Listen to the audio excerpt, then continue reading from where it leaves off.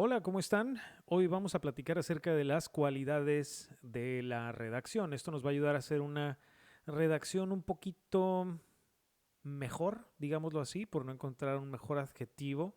Y pues bien, vamos a platicar directamente acerca de cuáles son las características de una redacción eficiente y de las técnicas para desarrollarla. Comenzamos con la claridad. En el caso de la claridad, pues hay que tomar en cuenta que para redactar tenemos que tener en mente a quién va dirigido. Desde su edad, su región, su nivel académico, nivel jerárquico, social, etcétera, etcétera, etcétera, porque todos percibimos las cosas de manera distinta dependiendo de nuestro entorno. Entonces, se debe de siempre considerar este aspecto. Primero, debemos de no manejar términos o vocablos confusos, porque al escribir no debemos de dejar ningún tipo de duda, perdón. Tiene que ser fácil de entender para cualquiera. Debemos de evitar modismos. Recuerden que los modismos son temporales. Algunas expresiones que manejamos hoy en día, en algún futuro, serán expresiones un tanto obsoletas, específicamente en el aspecto de los modismos. Como por ejemplo, hay ahorita gente que es 5 o 10 años menores que nosotros y ya hablan completamente diferente. Entonces, cuando esta redacción tiene que tomar esos aspectos en cuenta, por lo tanto, se recomienda evitar modismos. También se recomienda emplear correctamente las siglas o símbolos convencionales y poner palabras enteras. Entonces, de preferencia, no abreviaturas, a menos de que sean abreviaturas excesivamente comunes, ¿no? Como etcétera, por ejemplo, que pones la etc. Nada más. Palabras que tengan un sentido exacto, que vamos a entrar un poquito más profundo en este punto en específico, y tomar en cuenta quién se dirige también desde la edad, el nivel académico, como ya he mencionado, aspectos culturales, la posición jerárquica, la región, etcétera, etcétera, ¿no? Entonces, vamos a dar algunos ejemplos de textos que pueden ser confusos porque estamos teniendo algún vicio en la escritura. El primero es el pleonasmo. Cuando fuimos al río nos mojamos con agua hasta quedar empapados en agua líquida y mojada. Obviamente aquí hay muchísimas palabras que son redundantes e innecesarias. Otro sería la repetición innecesaria de términos. El presidente habló al Congreso de la Unión destacando en lo que habló que faltaba mucho por hacer para terminar con el desempleo. Habló larga y tendidamente al grado que un diputado se salió del recinto por todo el tiempo que habló el presidente. Pues fue mucho lo que habló y el diputado se hartó de escuchar todo lo que el presidente habló. Entonces, repetición, repetición. Yo soy culpable de esto en redacciones que he hecho, que después las leo y me doy cuenta que sí repetí mucho un término, inclusive hasta expresiones completas, las tiendo a repetir hasta en un mismo párrafo, lo cual es gravísimo. Pero es muy fácil caer en este error, a menos de que tengamos una conciencia excesiva de lo que escribimos, que no siempre tenemos, pero les recomiendo volver a leer el texto que acaban de escribir y van a notar muchas cosas muy interesantes en la forma en la que escriben. También la mala redacción y la ortografía. Este texto me cuesta trabajo leerlo. En la suidad se hizo, dice, una encuesta de si se debía o no de concedes que los gobernantes se reeligiesen cuando quisieran. Los resultados fueron que se decidieron porque así se hiciese. Todavía me cuesta trabajo leerlo a pesar de que lo he leído ya varias veces. Ahora, un ejemplo de un texto claro. La memoria es la función mental que nos hace retener los recuerdos de los hechos y pensamientos que suceden a través de nuestra vida. Información que es recabada por nuestros sentidos y también lo creado por nuestro propio pensamiento. Es la cualidad mental con la que recordamos hechos, pensamientos, cosas abstractas, físicas e imaginarias. Existen varios tipos de memorias que predominan de alguna manera en cada persona, de las cuales las más conocidas son etcétera, etcétera. El texto continúa, pero quise presentar solamente un fragmento. Ahora vamos a platicar del siguiente punto, que es la concisión. La concisión es un término, digo, creo que es relativamente fácil entender qué es la concisión. Lo primero que tenemos que entender de ser conciso es que haya un mensaje claro. ¿no? Como por ejemplo ahí en la imagen que puse, sorry, we are closed. Pocas palabras. Quizá en este mensaje que está en esa imagen la podemos hacer un poquitito más sencillo. Ahorita vamos a ver. No rodeos. A mí se me está haciendo un poquito redundante esa imagen, pero digo, también cumple un propósito el decir sorry, ¿no? Pero no es precisamente conciso. Debemos de emplear solamente las palabras que son necesarias. ¿Okay? Por ejemplo, se puede hacer más conciso este mensaje poniendo solamente closed. Y ya, este no se puede ser más conciso que closed. Al menos en palabras no. Ahora, platiquemos de palabras redundantes. Primer ejemplo, presentaremos un breve resumen. Para empezar, los resúmenes ya por sí solos tienen que ser breves. Entonces, presentaremos un resumen. Siguiente ejemplo, automatizan el sistema con máquinas.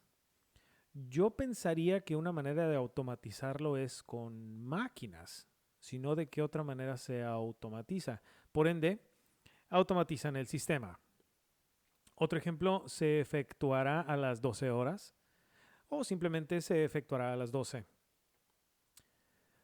Este es un ejemplo un poquito exagerado, pero claro, hace 23 años atrás. Yo sí he escuchado expresiones de este tipo, no sé ustedes.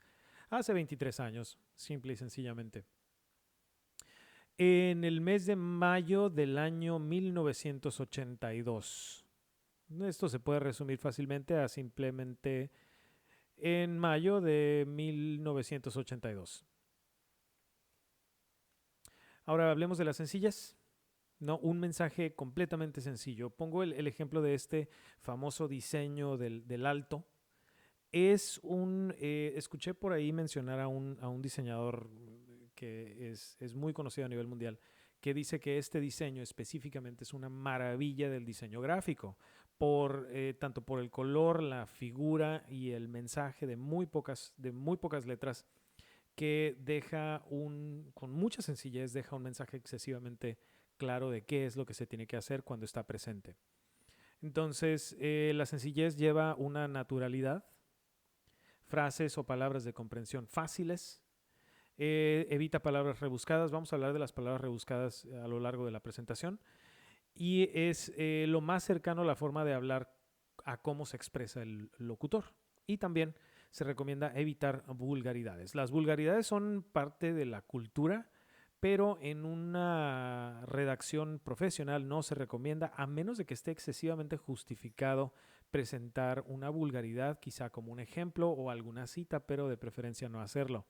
Hablemos de algunos ejemplos de sencillez, ¿okay? De sencillez en la redacción. El conocimiento esto es primero empezaremos con un ejemplo que no es sencillo, que es muy rebuscado, con palabras muy elegantes, ¿no? Entonces, el conocimiento en plétora permite la preeminencia. Esto significa es mejor saber más. Digo, la otra es la petición del acusado para salir en libertad provisional no encontró la aprobación del juez. Esto se oye excesivamente político. El juez negó la libertad al acusado. Otro ejemplo, me reitero como su atento y seguro servidor. Simplemente al final de un correo electrónico o una carta, por ejemplo, ponemos atentamente y ya. El documento queda debidamente firmado. El documento está firmado. Y finalmente, de ejemplos rebuscados, debo aprovechar este momento para poder expresarle mi agradecimiento por su atención. O le agradezco su atención. Ahora pasemos al tema de la originalidad. En el caso de la originalidad, esto es un poquito más subjetivo, pero vamos a platicar de él porque creo que, aunque sea subjetivo, el mensaje de lo que queremos presentar en este punto es bastante claro. Primero comencemos por la definición de la Real Academia Española. Definamos la parte de original. Aquí está toda la definición enorme, no vamos a ponernos a leerla toda, pero sí vamos a hablar de los puntos que quiero enfatizar. Primero, perteneciente o relativo al origen, ¿de dónde viene? Eso es importante. Otra, habla de la inventiva del autor, que ya estamos hablando de que el autor le imprime su sello al momento de escribir. Y finalmente hablamos de una novedad. de algo novedoso, algo nuevo. Novedoso y nuevo vienen de la misma raíz. Entonces, al momento de escribir, en la originalidad de esta parte se enfatiza, presentar algo nuevo, algo que viene directamente de ti. Eh, en cuanto a la originalidad, hablemos de estos puntos importantes. Primero, refleja la personalidad del autor. Cómo escribes, cómo dices.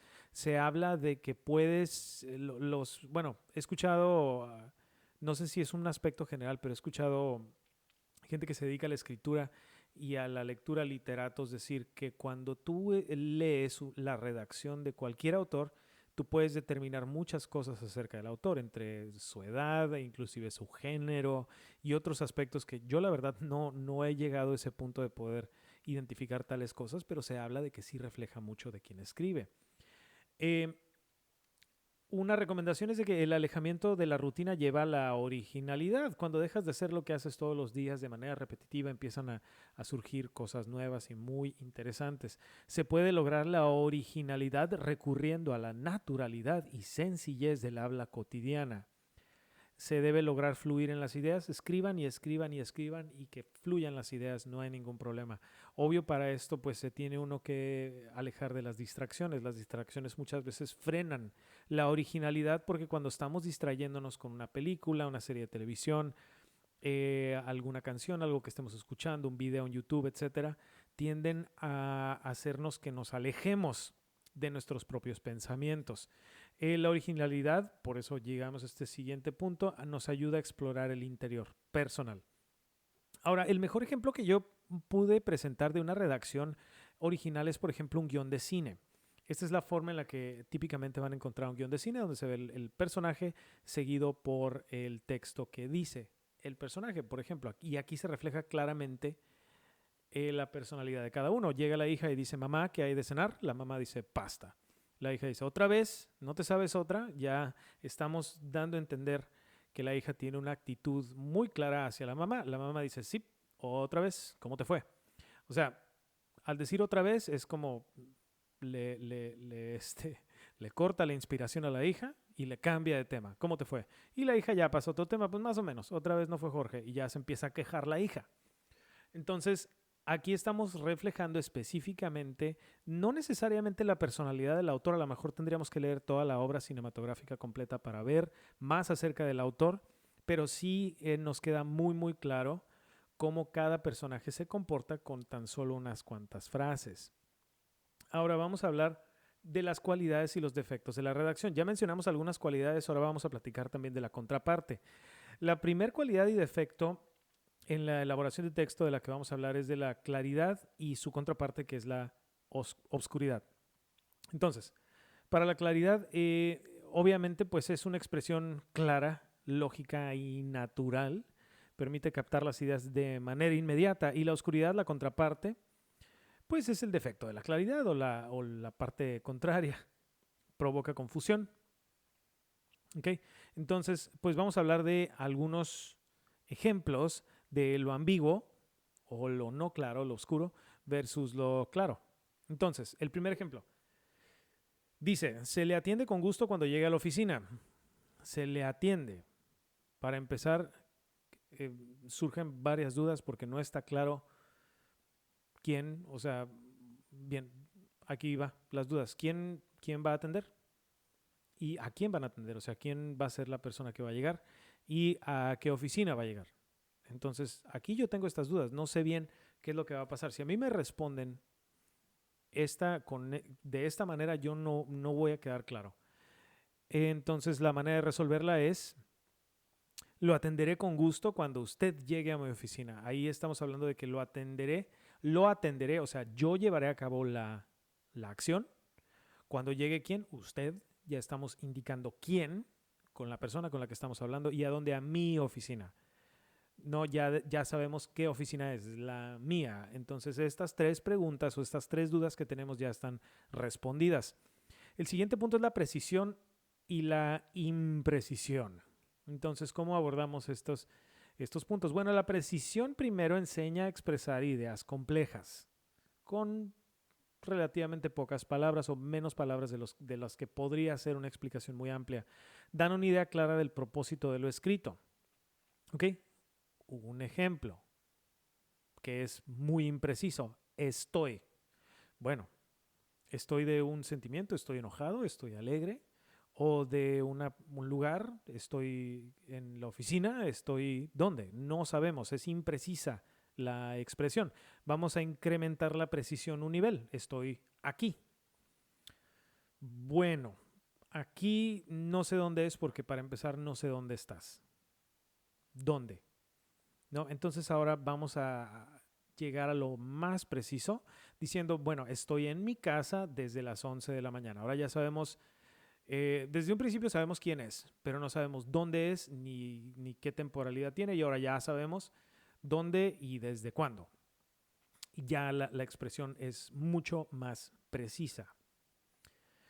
Ahora vamos a hablar de lo conciso. Concisión y prolijidad, estas dos son términos completamente opuestos. Lo prolijo es algo que se va hasta el más mínimo detalle, que en la redacción a veces no necesitamos ser tan minuciosos al momento de presentar una idea.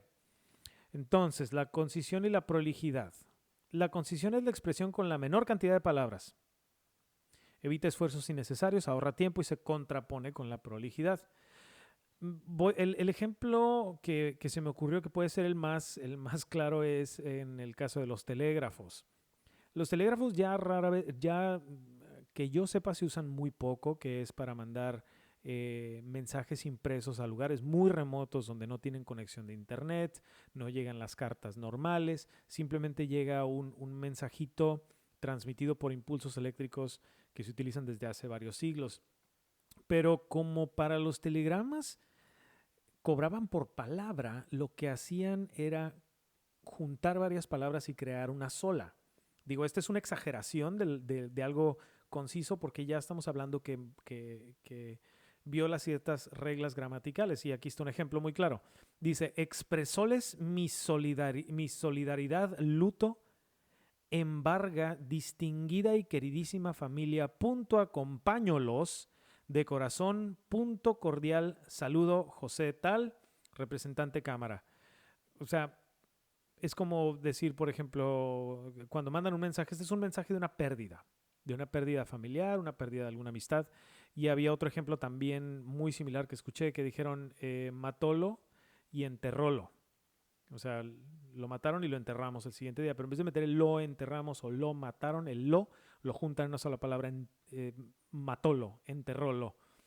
Y aquí estamos hablando de una cuestión excesivamente concisa, donde no recomiendo que se utilice, pero nos da la claridad de lo que estamos buscando de definir de la concisión.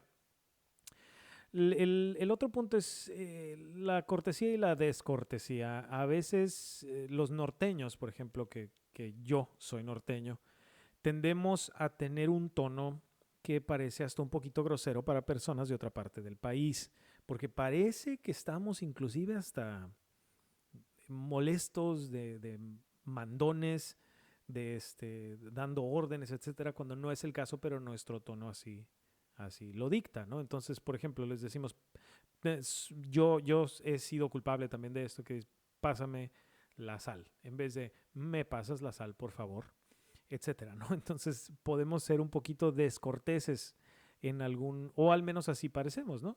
Y este es importante mencionarlo porque la cortesía es una cualidad que nos puede distinguir de manera favorable, puede presentar un sentimiento de afecto y de respeto también y favorece las relaciones personales, amistades, conocidos, compañeros de trabajo, etcétera, ¿no? Un caso, digo, de cortesía y descortesía muy claro es el que quieres versus el buenos días, ¿en qué te puedo ayudar? ¿No? Pues, instancias completamente distintas, intenciones, quizá la intención es muy similar, pero se percibe diferente. Entonces la cortesía y la descortesía es un aspecto casi completamente de percepción, así que recomiendo un poquito de atención en esto, un poquito más minucioso. El siguiente punto es la sencillez y la afectación. La sencillez es expresar las ideas, ya lo platicamos un poquito de manera natural, no emplear términos rebuscados y debe ser fácil para la comprensión, como ya lo abordamos anteriormente. Vamos a platicar también, por último, de la propiedad e impropiedad. Utilizar las expresiones correctas. Pero esto es muy importante, de utilizar las palabras con su verdadero significado. Nosotros aquí en esta parte del país, insisto, yo pongo este ejemplo porque es el ejemplo que me ha tocado experimentar. Utilizamos palabras de manera incorrecta, después vamos a otra parte del país, las queremos aplicar de esa manera allá y la gente no comprende. ¿Por qué? Porque significan o son empleadas de otra manera en otras partes. Y me he topado con la no grata sorpresa de darme cuenta que yo estoy equivocado, que como la usan en otras partes es la forma adecuada. Y aquí están algunos ejemplos de expresiones que he presenciado y que me he dado cuenta que en otras partes del país usan correctamente y aquí no. Al menos hablando por mí, ¿no? Primero, el primer ejemplo es: él asumió que sí. O sea, él dio por hecho que sí. Pero la palabra asumir, la palabra asumió, el verbo asumió no está siendo aplicado de la manera correcta. La forma correcta es: él supuso que sí. Él dio por hecho que sí, porque la palabra asumir es tomar responsabilidad de algo. Por ejemplo, él asumió el cargo de presidente de la compañía, pero no supuso el cargo del presidente de la compañía. Entonces aquí estamos hablando de un suponer. Asumir es un verbo completamente diferente. La casa está bien grande. Aquí es un adjetivo calificativo, bien grande. Bien es un adjetivo que no está aplicado aquí está aplicado aquí para el tamaño. Bien no es un adjetivo de tamaño. Por lo tanto, debemos de decir: la casa era muy grande. Otra, me recordé de lo que pasó la semana pasada. Creo que aquí la persona está hablando de acordarse, no de recordar. Son verbos que están aplicados de manera diferente. Entonces, la forma correcta es: me acordé de lo que pasó la semana pasada. Otra, no lo despiertes, está todo dormido. Todo dormido. Aquí también está extraña cómo se está aplicando la palabra todo. Entonces, la forma correcta es: no lo despiertes, está completamente dormido. Y finalmente, este es uno que es muy popular: ocupo ir a la tienda. El verbo ocupar es de ocupar un espacio. Es pero no de necesitar. Entonces, la forma correcta de decirlo es: necesito ir a la tienda. Creo que tenemos que tener este último punto, creo que tenemos que tener mucho cuidado de donde quiera que seas, porque nosotros manejamos los regionalismos de manera natural. De toda la vida los hemos manejado de cierta manera y no nos percatamos que no es la forma 100% correcta de aplicarla. Y a veces, como nadie nos corrige y no tenemos un estudio o un análisis, no ponemos atención a esta cuestión, creemos que estamos en lo correcto, ¿no? Y a veces sí es correcto bajo el contexto que lo funcionamos y bajo un contexto cotidiano, pero ya cuando hablamos de un aspecto profesional, ya puede ser que no funcionen de la mejor manera, como es el caso de presentar un documento que quizá vaya a tener un alcance a todo el mundo de habla hispana, dícese Europa, Latinoamérica y algunas otras personas que hablen, que sean hispanoparlantes en algún otro lugar del mundo. En fin, les agradezco mucho su atención. Por favor, déjenme algún comentario si tienen alguna duda o lo que gusten. Ahí estamos en contacto. Muchas gracias.